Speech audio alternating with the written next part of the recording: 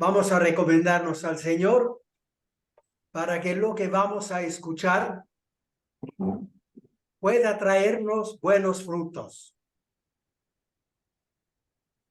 Según mi parecer, es un buen árbol esta verdad de la que estamos hablando. Recordemos el primer lunes, la primera charla. Tengamos presente siempre esos dos personajes que han tenido la experiencia de la experiencia cercana a la muerte, ECM, la experiencia cercana a la muerte. De eso vamos a hablar en estos lunes. Y las dos experiencias de los dos personajes, uno es un médico, el primero que tiene esta experiencia que estamos narrando es un médico, Alan Osborne, el cual lo que hace más grabar la experiencia es que él en medio de un mar de luz, en medio de sentirse amado y de querer amar, esta es la experiencia más maravillosa de esto del cual estamos hablando. Este hombre dice que a un momento dado vio toda su vida en cuadros y había ciertos cuadros donde él había hecho mal la cosa. Y dice que sintió un impulso fuertísimo que le decía, esto hay que arreglarlo, esto hay que arreglarlo. Esto es lo más llamativo de esta experiencia dentro del conjunto que es igual a todas, precisamente encontrarse rodeado, inmersos en en una experiencia, en un sentir de amor. La experiencia de la otra, que es una mujer que se llama Pamela Schmidt en California, dentro de todo que ocurre a todos y que vamos siempre repitiendo, una gran luz y un gran amor, como si uno estuviera sumergido como en el agua. Esta señora, lo que llama la atención es que debajo de la gran luz vio una zona de sombra y de allí desde allí oía personas que se quejaban. No entendía bien lo que decían, pero se quejaban. Y de repente vio subir estrellita de luz hacia la gran luz. Bueno, ella pensó, porque nadie le dijo, ella pensó, y nosotros también, que eran almas del purgatorio, digamos así, cuya oración subía hacia el cielo, o también la oración de gente que rezaba en la tierra y esa luz subía, esa estrellita subían hacia el cielo. Resumiendo un poco la segunda charla que dimos el lunes pasado, o esta noche. Esta es la segunda. Esta es la que vamos a dar este lunes, que estamos empezando, porque el lunes pasado, a causa del problema de los bloqueos aquí, no pudimos conectarnos con Carlos, entonces habíamos pensado ya de grabarla o de repetir la primera. Bueno, algo era algo. Hoy estamos en la segunda.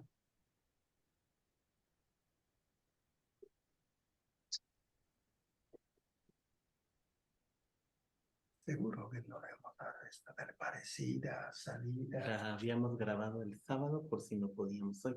Eso. Sí, esta segunda charla, entonces, esta noche. Y vamos a empezar. Vamos a describir esta experiencia cercana a la muerte de una forma más analítica, punto por punto.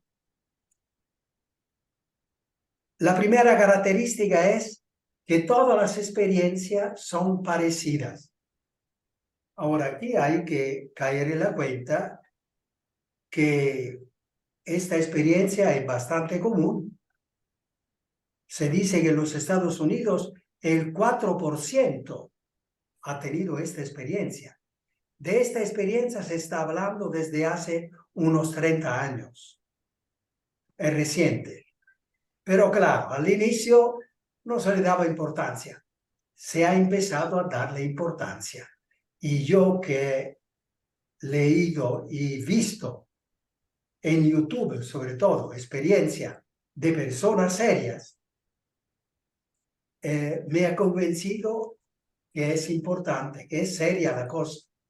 Por eso he tomado esta decisión de compartirla con ustedes. Entonces, este segundo lunes, las características de estas experiencias. Una característica es que son todas parecidas. Gente que tiene las experiencias a miles de kilómetros de distancia. No es que se está comunicando, no. También las de hace 30 años y las de este año, es la misma experiencia y la misma característica. Son parecidas. Entonces, prácticamente la mayor parte de los que tienen la experiencia cercana a la muerte son parecidas. Y ahora vamos a ver este parecido que hay entre una experiencia y la otra. Una característica es que hay al principio, en cuanto esta gente muere, porque se trata de eso, muere, lo que se experimenta al inicio es un sentirse llevados fuera de su cuerpo hacia el techo de la habitación donde están, ordinariamente un hospital. Esto es lo parecido. Ver la realidad desde arriba, desde el techo, objetivamente. O sea, tienen conciencia de estar viendo eso. Y objetivamente también porque ellos, después que regresan de la experiencia de la muerte, narran lo que han visto. Y han visto personas entrar a la casa, a esa habitación, con objetos en la mano, vestidos de cierta manera. De manera que también los médicos que están tratando de revivirlo pueden comprobar que lo que ellos están narrando es la pura verdad. Esto es lo que hace objetiva la cosa. Esto es lo que hace ser científica la cosa. Porque todo el mundo cuenta eso a varias distancias y eso significa que la realidad que cuentan es objetiva. Si todos narran el mismo parecido de experiencia, significa que la cosa es objetiva. No solo ellos tienen la conciencia de estar viendo una realidad como cuando estaba en la tierra, sino que también los otros que están en esta tierra, los médicos sobre todo, que están en el hospital tratando de revivirlo, pueden comprobar que lo que están contando es la pura verdad. La pregunta es, ¿y cómo hicieron? Vamos a ver. Otra conciencia después de la muerte. Esta podría ser la respuesta, porque no hay de otra. O la misma conciencia que tienen en este mundo, pero con una capacidad de hacer conciencia, de conciencia también en el otro mundo. 3. Después de esto de salir de su cuerpo y ver a su cuerpo desde arriba, la tercera experiencia es la entrada en un túnel que desemboca en un mar de luz muy blanca. Uno puede no ver a nadie y no hay piso, pero siente la seguridad perceptiva de una presencia amorosa. Túnel, luz blanca y sentir una presencia amorosa que los llena de amor dentro. Es impresionante. Uno se siente invadido de un sentido de paz y amor muy profundo. Y al final, cuando se le ofrece, si quieren quedarse ahí o volver a la tierra, todos quieren quedarse, porque es una realidad maravillosa.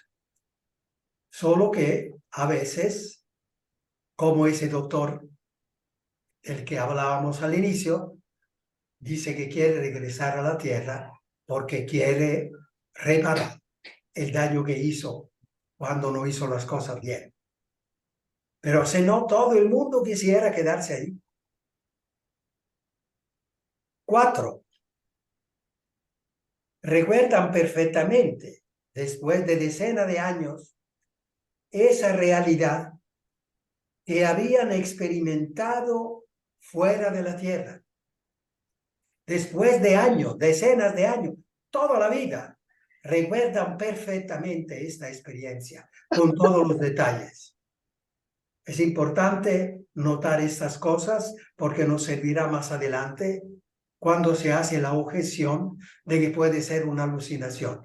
No, una alucinación no se recuerda así como se recuerda esta experiencia. 5. Causa un fuerte impacto en la persona esta experiencia. Cambios profundos y positivos en la personalidad. Uno se siente diferente. Antes se sentía negativo, ahora se siente positivo. Antes tendía a juzgar mal a la gente, ahora no. Es interesante. 6. Siente esta persona una conversión a la paz y al amor. Cambia, ve hacia la mar y al amor. A eso hay que ir. Comprensión, compasión, incluso hacia los enemigos. Interesante. 7. Perder el atractivo por lo material. Se acaban los apegos esclavizantes. Uno tiene mañas, vicios, se acaban estos atractivos para estas cosas materiales. Atrae solo lo bueno y el ser mejor persona. 8. Recuerdos con estructura fuerte de personalidad y realismo. O sea, la persona que tuvo esa experiencia se siente bien estructurada. Y los recuerdos que tiene son bien estructurados en su ser. Y son reales. Como nosotros cuando estamos hablando con una persona, nosotros estamos claros que estamos hablando con una persona. No hay posibilidad de expresar. 9. No hay posibilidad de expresar adecuadamente lo que se ve y se siente.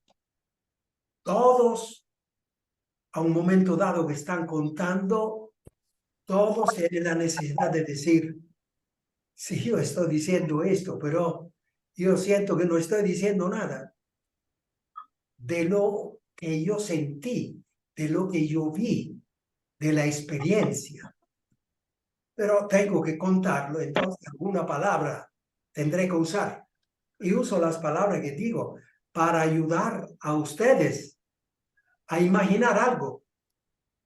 Pero el hecho es que lo que se experimenta es indecible.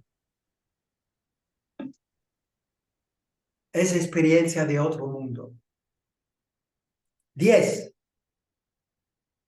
A veces se percibe la presencia de muchísima gente, pero uno se siente tan unificado, tan en unión con toda la muchedumbre que puede haber allí, que todavía no pueden ver. Han tenido encuentro con alguna persona de la familia conocida, pero no ve una muchedumbre, pero la sienten,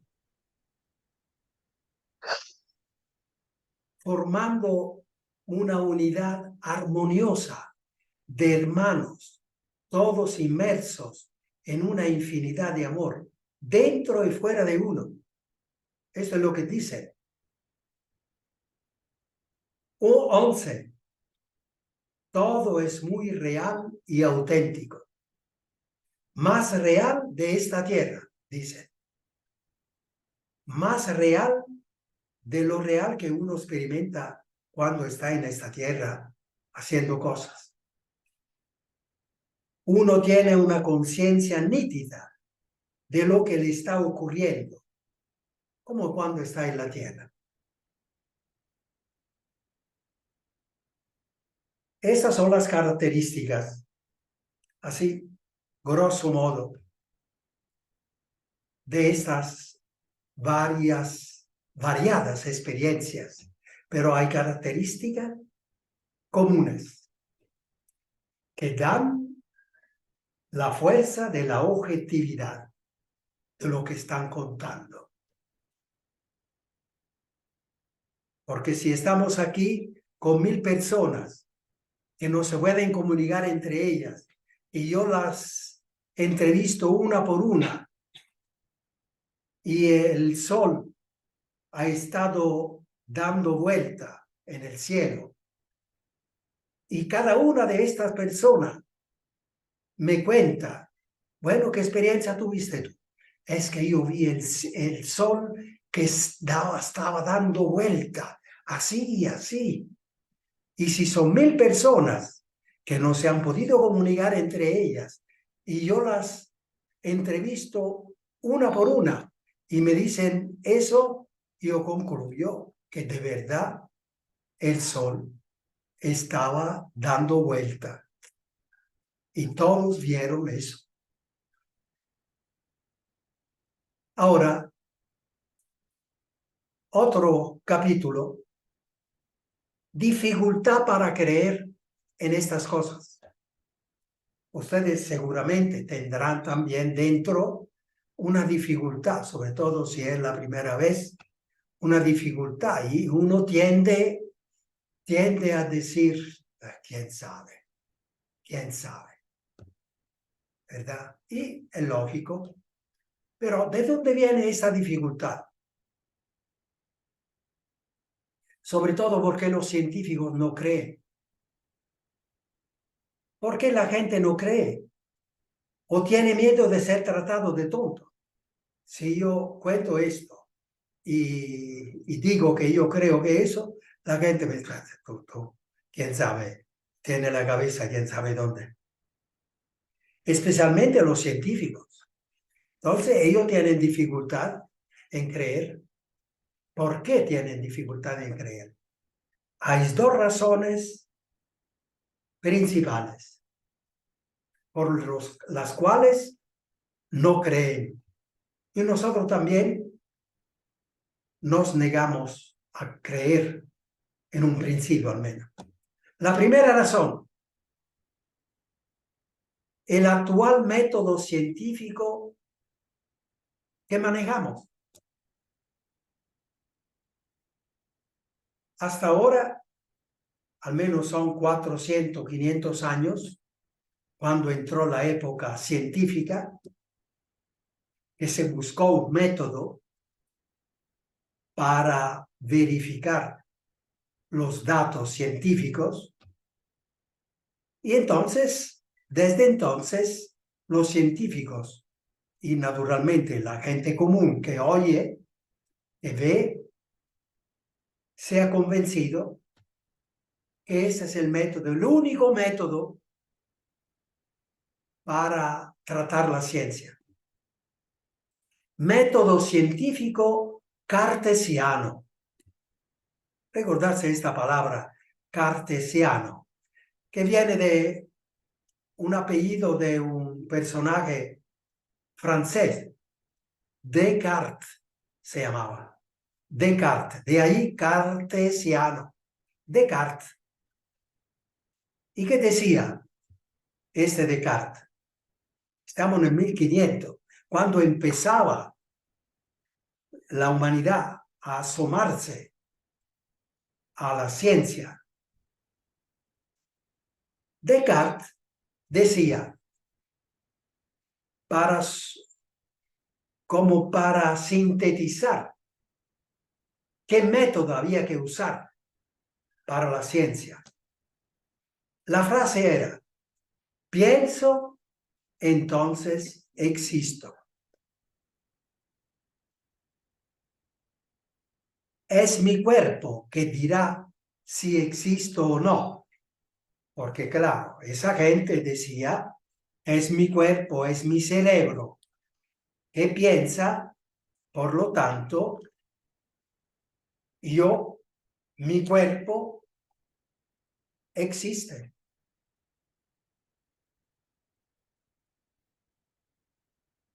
Es como decir, existe solo aquello que puedo percibir con los sentidos. Y naturalmente el pensamiento que agarra lo que los sentidos perciben y luego los elabora. Pero lo que existe en realidad es el cuerpo, es la realidad material que los sentidos perciben. Eso es lo primero. Existe solo lo que se puede percibir con los sentidos. Luego el cerebro los maneja, lo que se percibe.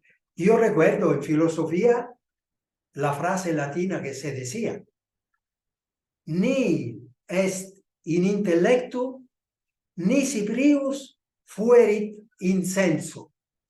Es el latino que significa, nada está en el intelecto si antes no hubiese estado en los sentidos.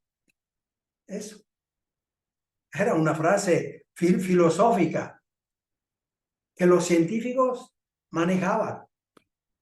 Sí, así es. Solo los que captan los sentidos, los sentidos es cierto. Solo lo material es cierto. El resto, quién sabe. Prácticamente lo que no se puede percibir con los sentidos, los instrumentos físicos, no existe. Hay una anécdota curiosa de una maestra que quería transmitir a los niños de primaria que Dios no existe. En este tiempo es posible. Quién sabe en cuántas escuelas.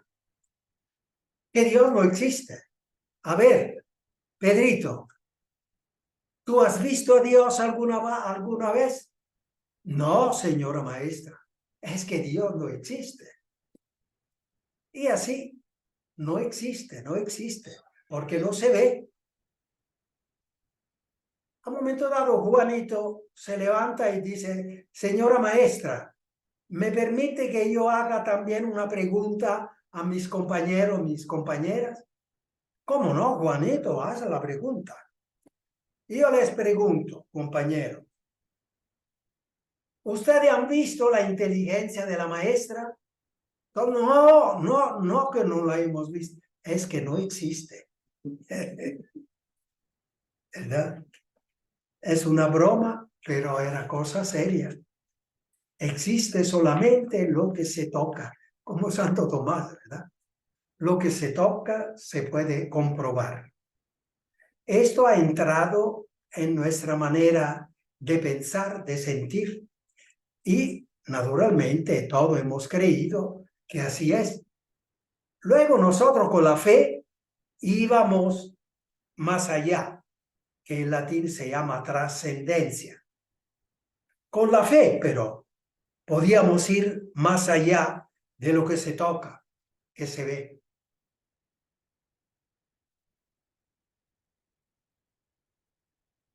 Y aquí está lo grande de lo que estamos tratando. Lo vamos viendo. Hay que superar la interpretación y las exigencias y las deficiencias del método científico cartesiano. Entonces, ¿por qué los científicos no creen? ¿Y por qué nosotros tenemos dificultad a creer? ¿Por qué tenemos este método? Pero este método se demuestra limitado, deficiente.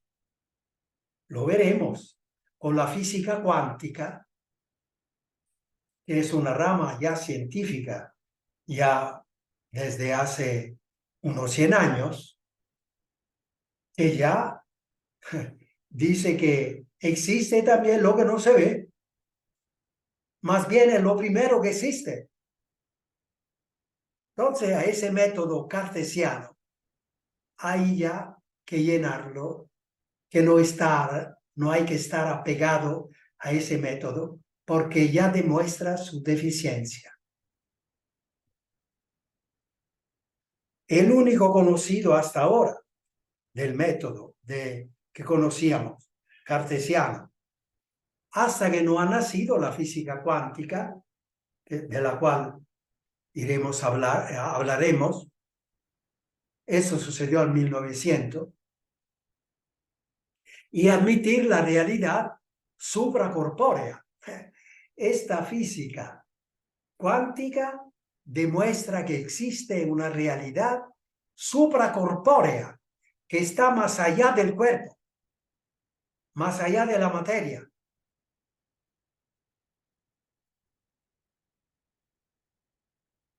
De la cual nos hablan las experiencias cercanas a la muerte.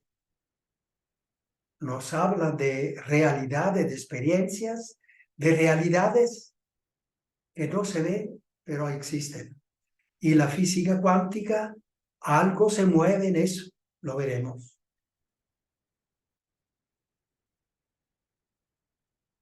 Tal vez está aquí una de las 1000 razones por las cuales los seres humanos cada vez más no creen en la trascendencia. No creer en la trascendencia del más allá significa no creer en la inmortalidad del ser humano, no creer en Dios. Eso, la cosa es seria. Quedarse apegado a ese método cartesiano, eso. Y queda solo la fe. Pero como este método es tan metido que los jóvenes sobre todo dicen, estas cosas que no se ven, no se toca, me está contando cosas que han aparecido allí, han aparecido allá. Estos son tonterías, son imaginaciones, son alucinaciones. Y mucha gente cree que eso sea la verdad y hoy quiere aparecer uno inteligente al día. Tiene que decir que no cree. Un científico, si quiere entrar en el mundo científico, tiene que tener cuidado a hablar de estas cosas, hablar del más allá. Lo veremos.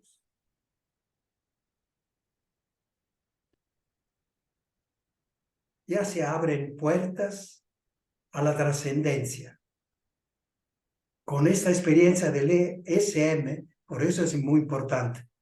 Aquí está la importancia más grande de esta experiencia. Esta ESM ya científicamente nos hacen pasar la puerta y nos meten en el mundo de la trascendencia, o sea, del más allá, de nuestra eternidad, de nuestra supervivencia, de nuestra eternidad, de Dios.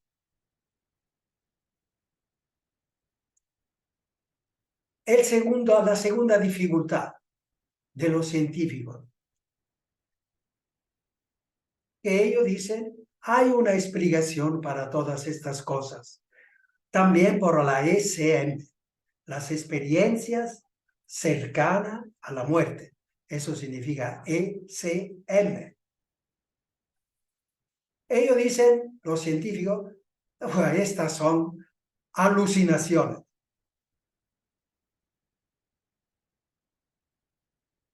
Es la objeción instintiva que todos tendemos a decir, especialmente de los médicos. Las alucinaciones son trastornos cerebrales por las cuales uno ve cosas que en realidad no existen. Esa es la alucinación.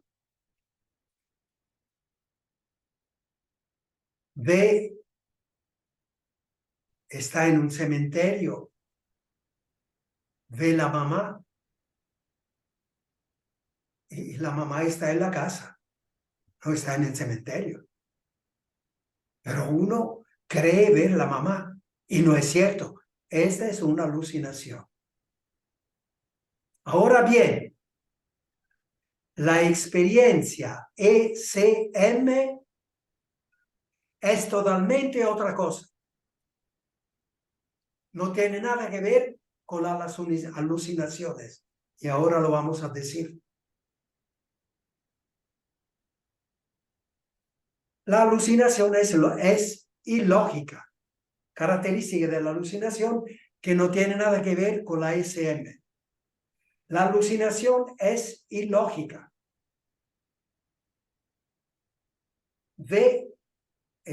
Hemos dicho, ve a la mamá que está en el cementerio cuando la mamá está en la casa.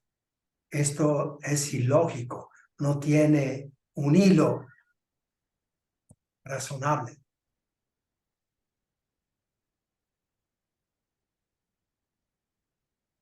La ESM, los cuentos de la ESM son muy lógicos, muy lógicos. Cuando reviven a esta persona que se murió y que están tratando de revivir, que se murió y han ocupado 2 horas para revivirlo. Esta persona que había muerto, así dicen los electroencefalogramas, el cerebro es plano. Y así el electrocardiograma, el corazón está muerto. Muerte clínica. Esto que son revividos narran que han visto cosas, que han oído cosas, que han hablado con seres y cuentan que mientras que estaban allí, ellos veían qué era lo que estaba pasando en esta habitación del hospital donde lo llevaron. Y veía y describía los personajes que iban y venían, los médicos que iban y venían, las enfermeras, los parientes que entraban llorando y que estaban vestidos así, así, así. Esto ya empezó a impresionar. ¿Y cómo hacen ellos? A ver, porque lo han visto de verdad, porque eso era lo que ocurrió. Es cierto. La señora, la mamá de este muchacho, de verdad entró a esa hora. Entró que tenía en la mano un canasto, un bolso de cierto tipo. ¿Y cómo es?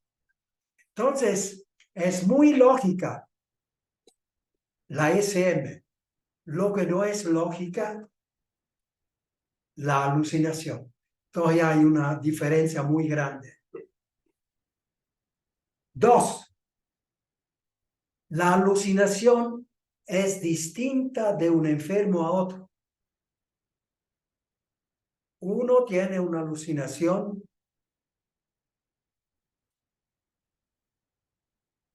y otro tiene otra experiencia de la alucinación. Entre los dos no cuentan la misma experiencia, en absoluto.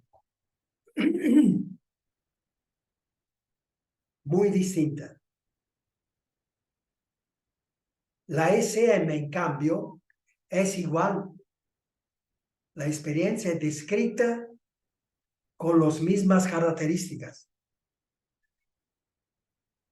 Eso significa que la realidad está fuera del testigo, porque todos los testigos ven lo mismo. Claro. Y estaban distintos.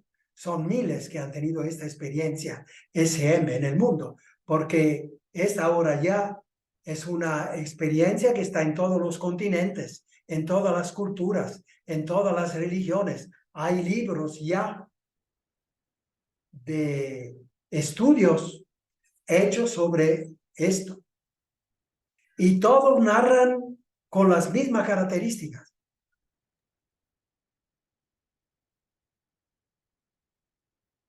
Mientras que la alucinación, ninguno habla con las mismas características. 3.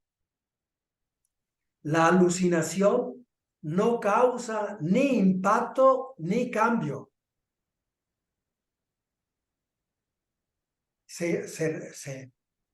Esto ahora lo veremos. Es un científico médico, profesor de la universidad, en la universidad de, ¿cómo se llama? La ciudad, Harvard. ¿no? De española. Barcelona. Barcelona, de la Universidad de Barcelona y responsable de la cirugía en el hospital de Barcelona. Una eminencia, un científico. Y él le ocurrieron 6 casos de esto.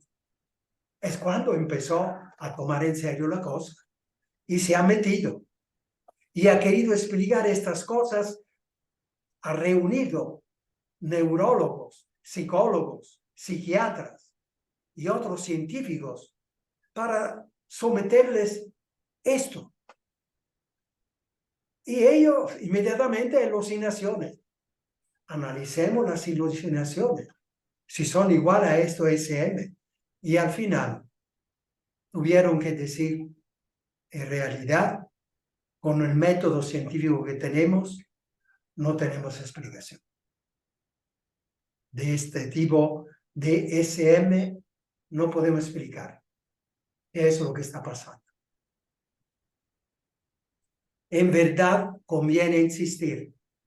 Las cosas que acabamos de decir sobre este fenómeno de la SM son importantes.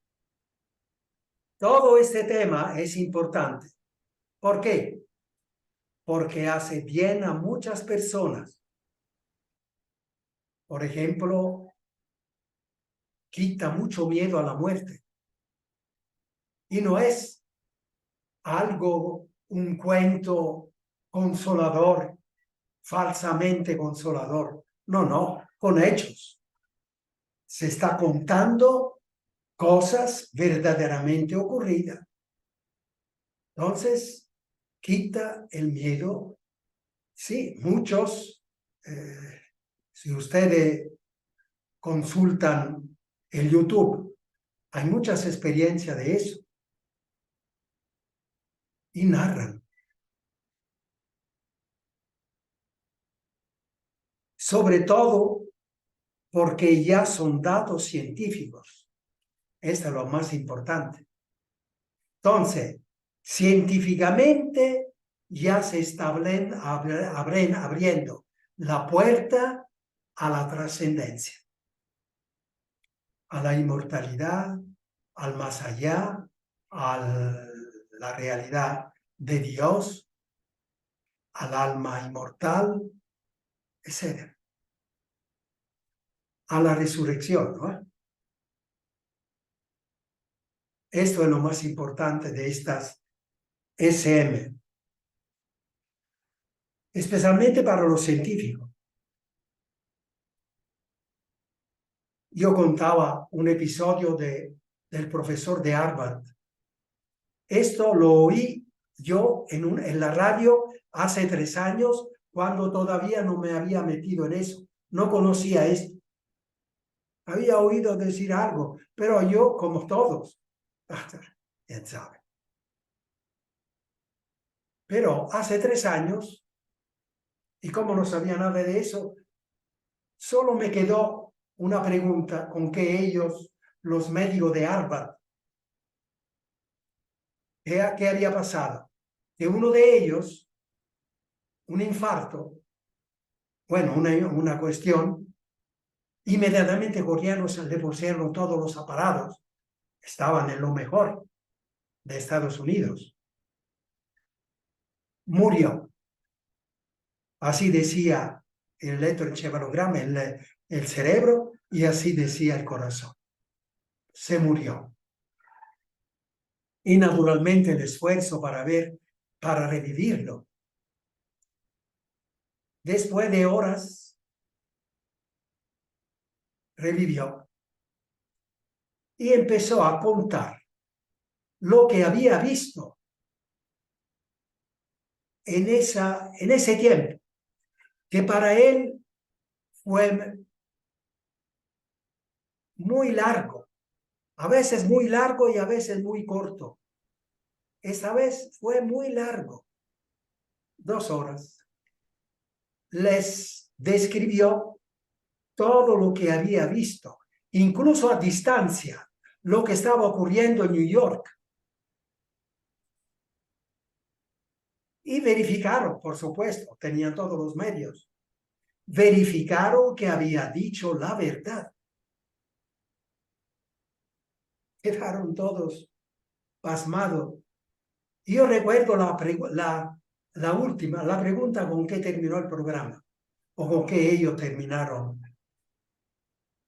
La pregunta era, entonces, ¿con cuál conciencia nuestro compañero vivió ese tiempo en que vivió, en que describió todo lo que describió? ¿Con qué conciencia? Porque nosotros en la Tierra nos damos cuenta de estar hablando, de que tú estás allí, el otro está allá. Nos damos cuenta porque tenemos la conciencia. O sea, esa facultad que nos dice que yo existo, que estoy haciendo esto, que el otro está allá. Esta se llama conciencia. Ahora, este compañero que está describiendo hechos verdaderamente ocurridos, y él dice que estaba claro que estaban ocurriendo. Entonces, con una conciencia. Entonces, la pregunta de esos profesores fue, entonces habrá otra conciencia. Entonces, además de la conciencia que tenemos en esta tierra, tenemos otra conciencia. Así quedaron. A mí me quedó esta pregunta, pero ahí me quedó y se me olvidó. Hasta que empecé a leer estas cosas, que ahora me recuerdo, es responsabilidad de los científicos responder con la ciencia a lo que sucede en la realidad. Y las SM son realidad. Entonces, para los científicos empieza a ser una cosa seria, una cosa de su responsabilidad como personas y como científicos. ¿Y tú qué estás haciendo? Ocurre una cosa así y no está tratando de saber de qué se trata y de explicarlo. ¿Y qué científico eres? La SM es un dado científico real, objetivo. Pensemos en las entrevistas, en las encuestas, las elecciones. Estamos en medio de esta bulla. Las elecciones. Hubo una encuesta. Eso es un método científico. Hay errores a veces según el rigor científico con que se hacen, pero son encuestas a varias personas y luego se elaboran y se saca una respuesta. Eso es científico. Y así esta SM hace las encuestas, hicieron las encuestas, las elaboran y ahora sucede esto. Cuestiones científicas. Aquí son personas que narran hechos que les han ocurrido. Hasta las resonancias magnéticas lo indican sin sombra de duda. Este médico que es el que ha tomado casi hablar de estas cosas como una misión, ha hecho todos los experimentos científicos con los medios que tenemos. La resonancia magnética. Él dice, cuando hace la resonancia magnética se hace para ver si detecta una enfermedad en el cuerpo. Bueno, así esta resonancia magnética demuestra que lo que narran los de la SM es cierto. ¿Y cómo? Él dice, yo lo he visto y se puede repetir. Cuando, por ejemplo, uno de la SM narra lo que ha experimentado después de 10 años y está en resonancia magnética,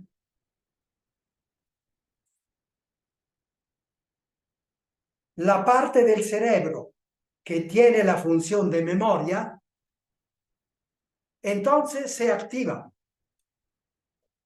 Eso significa que lo que está recordando verdaderamente ha ocurrido. Se llama neurona espejo. Yo no entiendo mucho de estas cosas. Confío en este médico y trato de percibir lo que tiene una lógica en el conjunto. Lo cual, dicen los neurólogos, es signo claro que el ESM ha narrado la pura verdad, dijeron los neurólogos. Y con esto quedaron pasmados los neurólogos. Quedaron así. Las personas de la SM son personas sanas psicológicamente, que no tienen interés de algún tipo. Cuando se quiere analizar si el testigo es creíble, hay que analizar estas cosas. ¿Es uno sano o uno medio loco? Tiene que ser sano psicológicamente. Y luego, tiene que ser honesto. No es que con lo que cuenta va a ganar quién sabe cuántos millones. Si es cierto o no es cierto, a él no le importa. No, esta es gente sana y es gente que no tiene interés de algún tipo para decir lo que dice. No hay motivo de creer que están engañando. Esto es lo que se dice luego de Jesús. Sobre todo, pensando que son miles, a miles de kilómetros de distancia, que dicen las mismas cosas. Son datos que no pueden ser contradecidos científicamente. Lo veremos mejor más adelante. Son datos concretos, recurrentes, que quedan presentes en la memoria e influyen en las profundidades de la vida, del pensamiento, del sentir, del decidir, y con recuerdos cada vez más vivos en la medida que pasan los años. Son cosas importantes, porque la ciencia se ha empezado a interesar en este nuevo milenio desde hace unos 50 años. Vuelvo a recordar aquí al científico doctor Manel Sanz Segarra. Es el científico al cual me refería. Anoten el nombre. Doctor Manel Sanz Segarra. Si ven YouTube, lo encuentra y cuando encuentra él, deténgase, porque él habla en serio de manera científica. Un científico podría entenderlo mejor todavía. Destacado cirujano de Barcelona, responsable de la sección de cirugía del Hospital de Barcelona y docente en la universidad. Él se ha metido en la materia porque a él, como cirujano, se encontraba siempre con estas situaciones, pero él ha estudiado bien 6 casos que le han ocurrido a él. Y él ha examinado y comprobado directamente, discutiéndolo con otros científicos, neurólogos, psicólogos, psiquiatras. Estos científicos al final del debate han admitido no tener explicaciones dentro de las posibilidades del método científico cartesiano. No hay método, no hay medios para comprobarlos.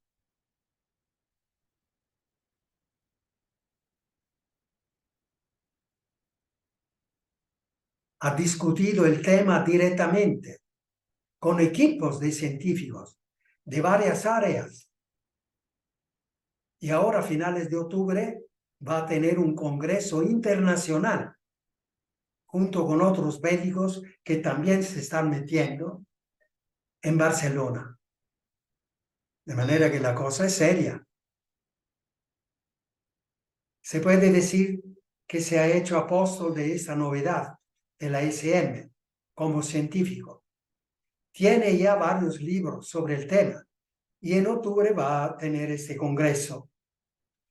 En YouTube se pueden encontrar muchas entrevistas que a él se le hacen referente a esta ECM. Es valiente cirujano. Se juega la fama que tiene. Porque cualquiera diría esto, ve quién sabe. Por el tabú pseudocientífico de que existe solo lo que se ve. Esto es un tabú científico que no es correcto. Que se toca, solo aquello. Lo otro es imaginación o alucinación, fruto de una mente trastornada. Así se dice. Pero él ha experimentado científicamente que no es cierto, que no es así. Pero él va adelante, porque ha llegado a la profunda convicción de lo real que son la SM. Y también porque dar a conocer estas cosas hace bien a mucha gente y apacigua el miedo a la muerte.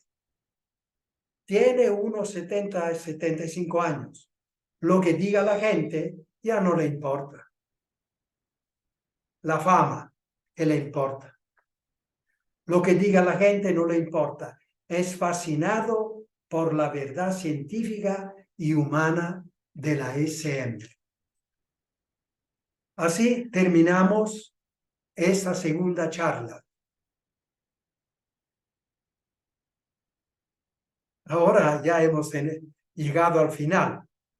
Siempre recuerden que ustedes pueden acumular preguntas, hacerla en su casa y al final vamos a tener un tiempo largo de preguntas. De todas maneras, ustedes pueden volver a escuchar estas cosas ya en mi blog que Carlos pone ya, vuelve a poner. Allí ustedes van a encontrar, entre tantas cosas, estas dos charlas sobre este tema. Y al final del mes, o al inicio, a mitad del otro mes de noviembre, ya van a tener todas las charlas. Eso. SM igual experiencia cercana a la muerte. Y si alguien de ustedes o la ha tenido o ha oído gente que ha tenido, me gustaría tener un contacto directo con la persona, porque para mí también es muy importante poder conocer esto más directamente. Ahorita yo hablo sobre la confianza, yo diría la seguridad que tengo en este hombre. Manel Sanz Segarra.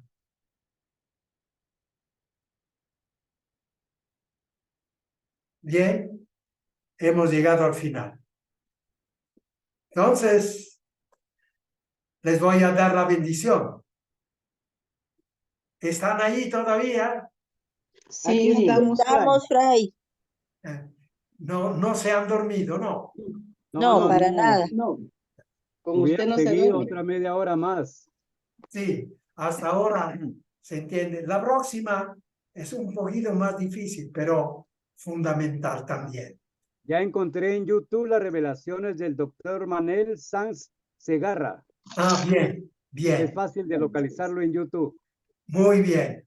Es una persona muchos obispos le han pedido de dar esa charla en las parroquias o al grupo de sacerdotes.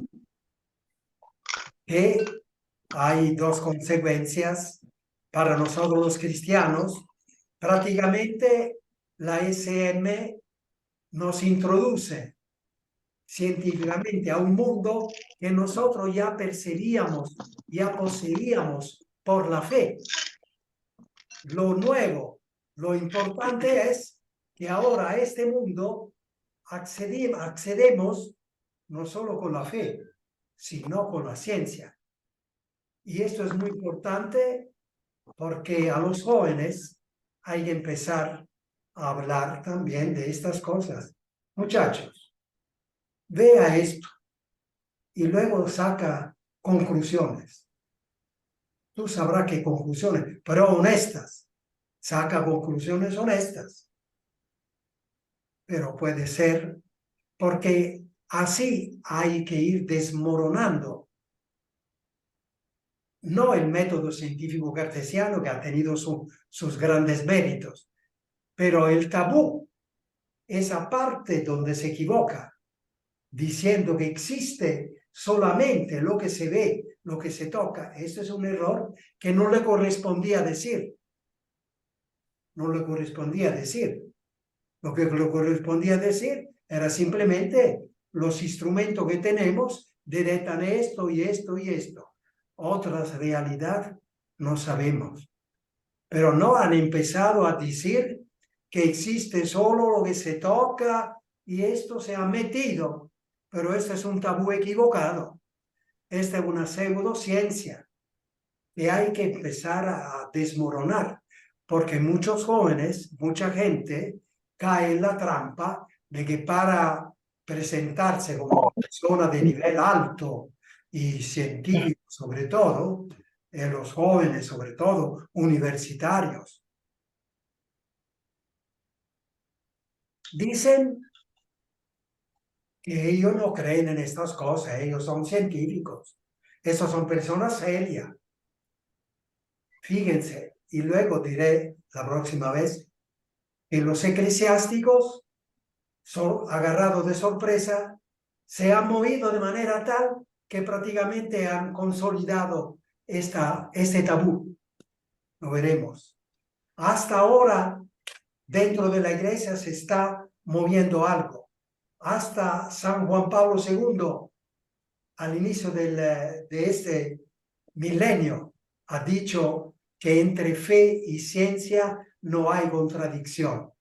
Pero si no antes, y nosotros todavía entre los cristianos se sigue diciendo que el hijo que sale de la universidad regresa a la casa y la mamá, ¿dónde has estado, mamá?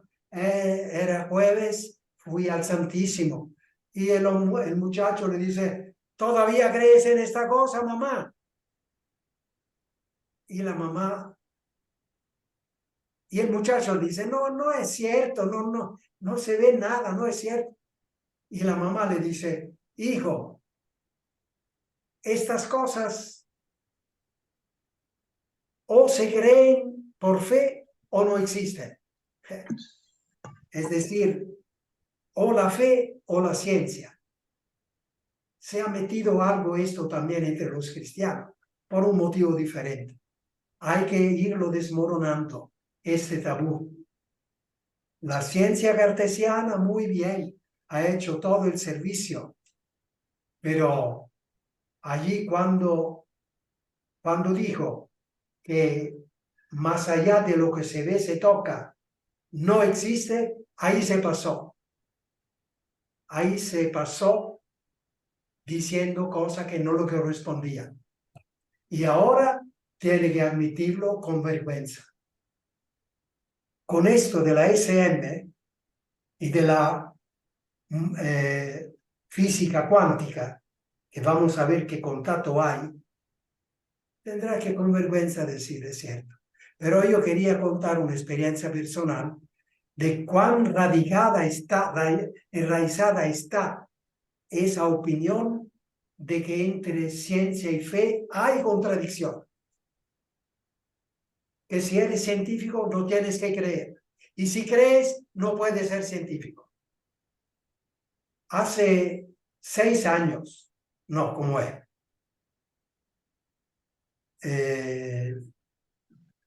10 años, 12 años, yo estaba en Italia, en mi pueblo.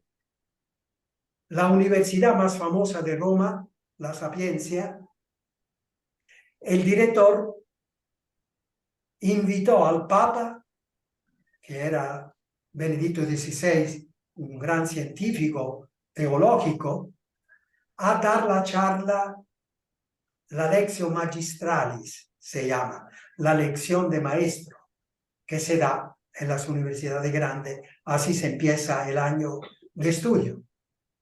Invitó al Papa. Los profesores y los alumnos se rebelaron, dijeron, ¿cómo vamos a escuchar la charla de aquella institución que condenó a Galileo Galilei? Era el gran científico de la época. ¿De dónde nació también entre los eclesiásticos que sí hay contradicciones?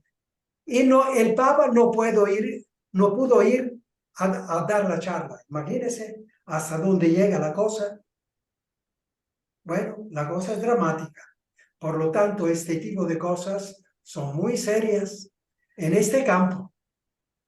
Y hay que ayudar a las personas con paciencia, sobre todo si son jóvenes, con paciencia, ayudar a hacer ver puntos. Luego no preocuparse si dice tiene razón o no tiene razón. No preocuparse. El tiempo hará su camino. Nosotros tenemos que insistir en los 2 o 3 puntos básicos que son científicos los datos y que no son alucinaciones. Son científicos y no son alucinaciones. Dos comentarios. ¿Eh? Dos comentarios. A Y ver. creo que ya está, pero Libertad dice, Padre, ¿la iglesia acepta y cree estas situaciones? ¿Cómo no? La ciencia todavía no dice nada. Y de todas maneras no hay nada contrario a la fe. Yo diría el contrario. Todo lo que lo de la ESM relatan hace parte exacta de nuestra fe, de la resurrección del Señor. Lo veremos en el último lunes, el cuarto, los puntos de contacto entre esta SM y el Evangelio y la Sagrada Escritura.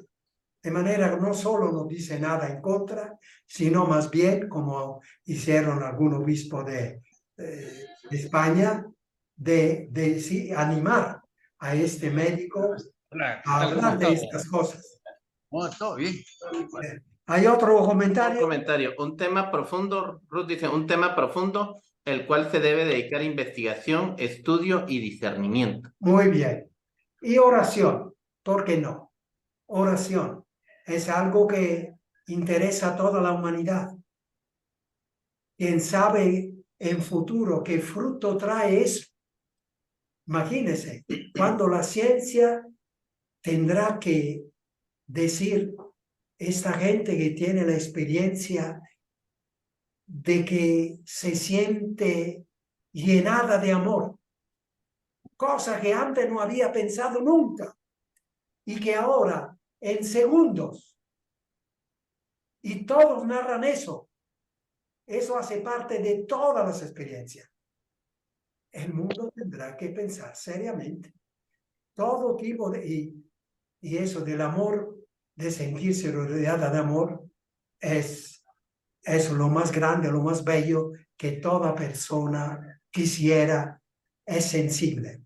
Y a mí personalmente me alegra el doble porque precisamente se conecta perfectamente con la nueva visión de Dios. Dios es solo amor. De manera que aquí hay una... naturalmente, eso de Dios es solo amor, yo vengo pensándolo desde hace 20 años y escribí el librito hace 6 años, cuando todavía no conocía esto. De manera que no inventé en eso. Es una conexión perfecta que me da alegría. Chao. Ya no. Ya no hay. Pero la bendición, Fray, la bendición. La bendición. El Señor les bendiga y les guarde. Amén. Amén. Amén. Les muestre su rostro y tenga misericordia de ustedes. Amén. Amén. Vuelva hacia ustedes su mirada misericordiosa y les conceda la paz. Amén. Amén. El Señor les bendiga, hermanos y hermanas. En el nombre del Padre, del Hijo y del Espíritu Santo. Amén. Amén. Amén. Buenas noches a todos. Igualmente, que descansen. Un abrazo personalizado. Eso. Gracias. Buenas noches, hermano.